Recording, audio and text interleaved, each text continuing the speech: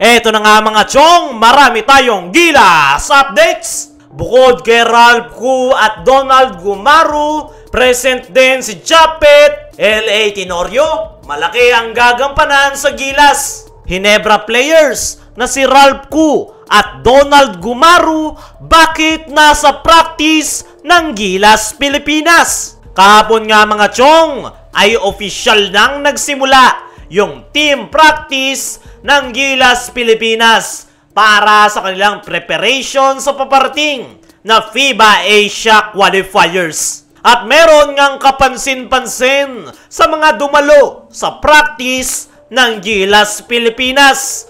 Present nga dyan yung dalawang rookie ng Barangay Hinebra na si Donald Gumaru at Ralph Koo. Ano nga ba yung ginagawa ng dalawa at bakit sila nasa practice ng Gilas Pilipinas?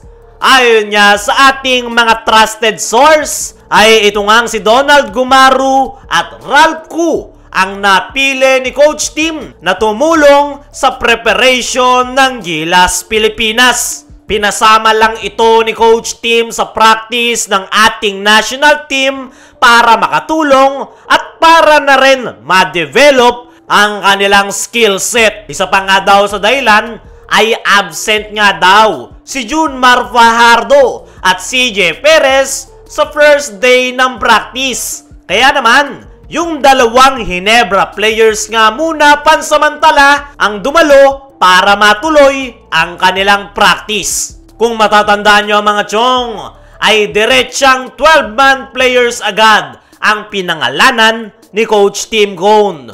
Wala nga siyang pool na inilabas, kaya naman sila-silang 12 yung magsasama-sama sa practice. Para sa akin mga chong, ay maganda para kay Donald Gumaru at Ralph Koo na nakakasama sila sa team practice ng ating national team.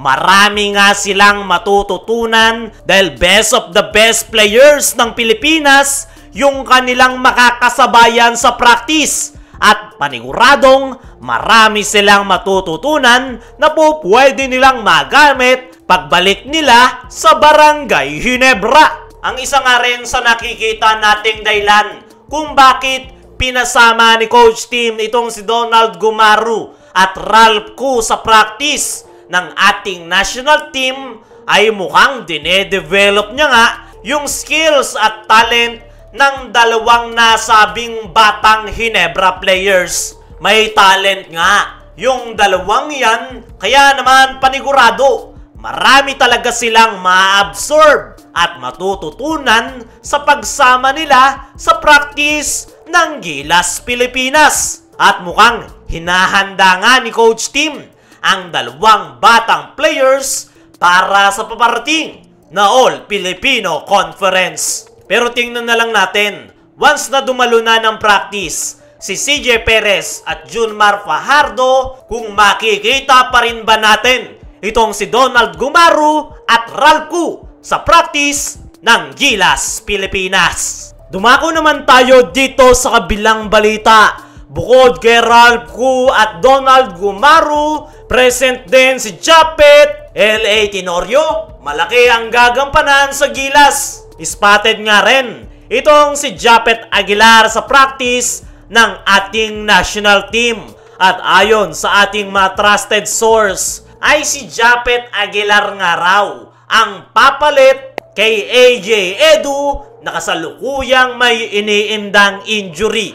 Present nga rin itong si AJ Edu pero hindi nga ito paglalaruin ni Coach Tim Cone. Isa pang Hinebra player na present ay itong si L.A. Tenorio. Kung sila Donald Gumaru, Ralph Koo at Japet Aguilar ay tumutulong at maglalaro, ay iba nga ang trabaho ni L.A. Tenorio para sa ating national team. Dahil isa nga ito sa mga magiging assistant coach ni Coach Tim Cone sa paparating na FIBA Asia Qualifiers. Si L.A. Tenorio nga raw ang tututok sa individual players para mahasa ang talent at para na rin makuha nila yung sistema ni Coach Tim Cone na mixed triangle offense.